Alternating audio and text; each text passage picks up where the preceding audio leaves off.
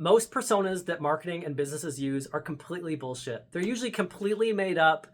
Bill Simpson lives in the suburbs, has a wife, 2 kids, and a dog, drives a minivan, makes $100,000 a year.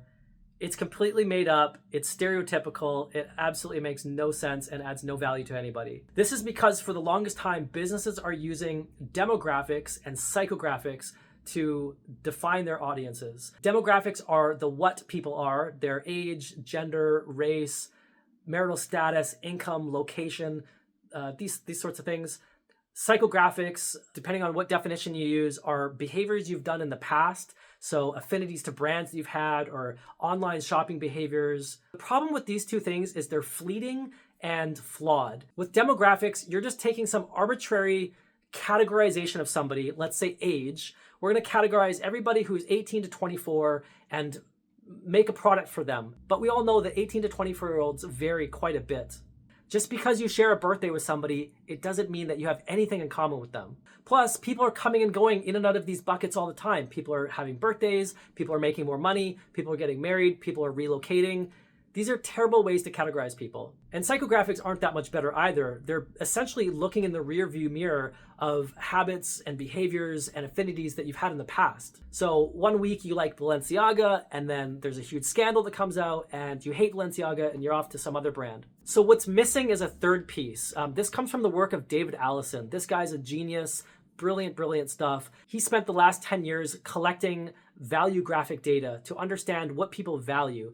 And according to him and behavioral sciences, people only make decisions based on what they value. David has defined 56 core values, from personal growth to health and wellness to status and family and belonging in the environment. There's all these different types of values. And within those values, there's different sub-values. Like there's different ways to be loyal. Loyal to a family member might be different than loyalty to a brand or a sports team. So using the Value Graphics database, you can identify any group of people anywhere in the world in multiple different languages, multiple different countries, and determine what they value.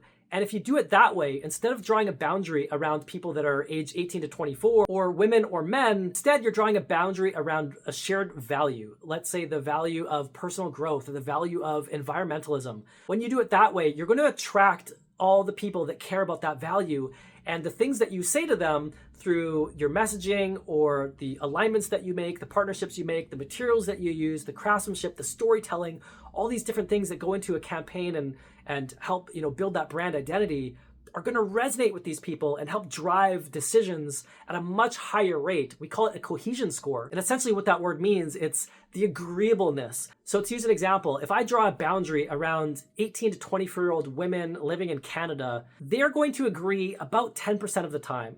But if I draw a boundary of all the people that care about personal growth, those people are going to agree about 80 to 90% of the time. So doesn't it make sense to target people based on their values? And according to behavioral sciences, these values don't change. They're not fleeting, and they're not looking in the rearview mirror. Your values are kind of locked in. David has this really great line in one of his talks. You can find it online. He says, suppose you find out that 73% of your customers are female. What are you going to do with that information? Make everything pink? It's a really hilarious line, and it seems absurd. Us marketers or business leaders, we'd say, yeah, that sounds absurd. But yet you go to the aisles of toy stores and pharmacies and you see pink razors and blue razors and pink toys and blue toys.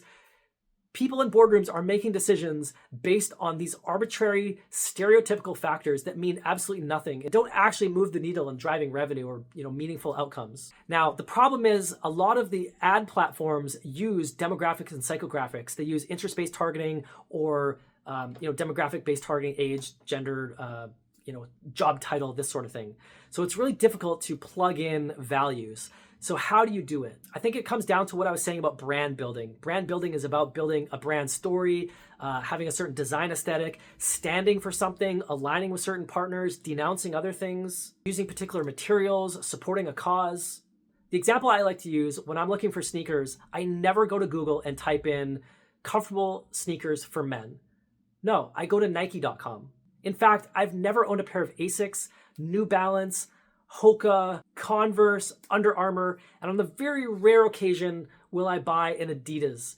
It's because the brand doesn't speak to me. Nike speaks to me. And I'm not saying it's easy. That's not going to happen overnight. Nike has spent the last 50 years building their brand and aligning with some of the greatest athletes and putting out some great content and designing some amazing products. It's definitely not going to be easy. But here's why brand building is so important. If you want to have a sustainable company that lasts decades or hundreds of years, and you don't want to rely on paid media, companies who don't invest in brand typically have to rely on paid media to support the business, or they have some salesperson doing some cold outreach.